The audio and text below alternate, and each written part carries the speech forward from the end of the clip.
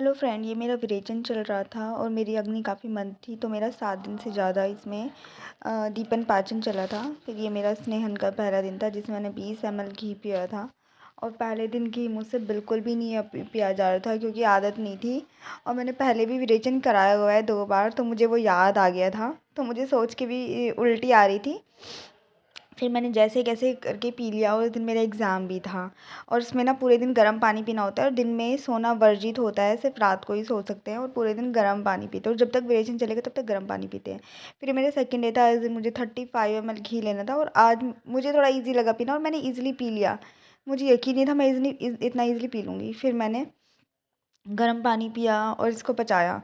और पहले दिन मुझे भूख लग गई थी 2 घंटे बाद, और दूसरे दिन फिर मेरा कितने 3 साढ़े 3 घंटे बाद पिया, और तीसरे दिन मुझे 60 ml घी लेना था क्योंकि मेरी अग्नि अच्छी हो रखी थी।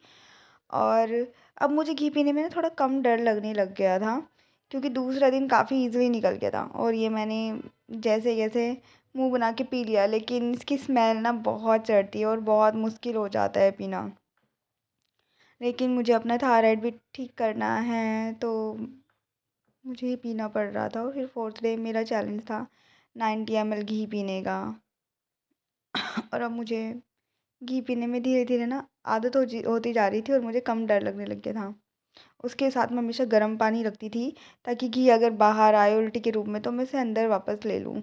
फिर ये मेरा 5th डे था और इस दिन मुझे 120 ml लेना था और मेरा 120 ml जो घी है, ये मेरा पचा था 10 घंटे में। और उसके बाद फिर लास्ट दिन मैंने लिया था 150 ml, जो कि मेरा 13 घंटे में पचा था। और विरेचन के लिए 12 घंटे में घी पचना ज़रूरी होता है। तो उसके बाद फिर मैं विरेचन के लिए प्रिपेयर हो गई थी।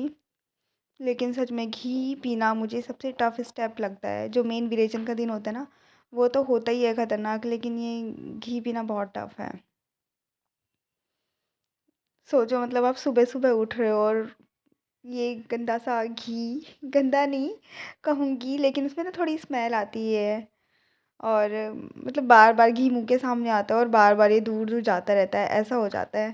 सारे भगवान, देवी-देवताओं को मैं याद करती थी इस टाइम पे। जब मैंने पहला विरेचन कराया था ना, तब तो मैं डेली रोती थी। जैसे मैं फर्स्ट डे रोई थी ना, वैसे ही मैं रोती थी।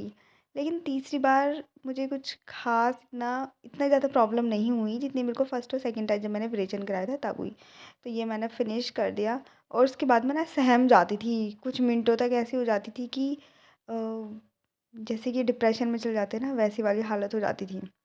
फिर मैंने 2 दिन तक मेरा स्वेदन और अभ्यंग चला। वो वीडियो मैंने अपलोड नहीं करी है इसमें। फिर ये मेरा विरेचन का दिन है। इस दिन मैंने मुनक्के का पहले से ही काढ़ा बना के रख लिया था ताकि इससे विरेचन अच्छे से हो जाए और पूरे दिन इससे एनर्जी बनी रहे। और ये है स्वेदन का रूम और ये है बॉक्स जिसमें कि स्वेदन कराते हैं, सर्वांग स्वेदन। ये अभ्यंग करने के बाद पूरी बॉडी पर और इसमें बैठा देते हैं, इसमें भाप रहती है। तो ये हो गया शरीर मेरा स्वेदित।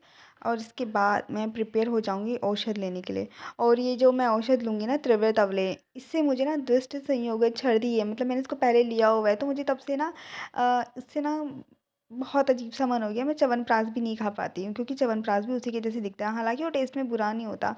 और ये मैं सर पर ओढ़ के इसलिए आई थी ताकि मेरे सर पे ना तेल ना चला जाए अभ्यंग के टाइम पे, क्योंकि मैं सुबह-सुबह सर धो के आई थी। ऐसे मुझे सर धोना नहीं चाहिए था क्योंकि ठंड लगने के काफ़ी चांस रहते हैं।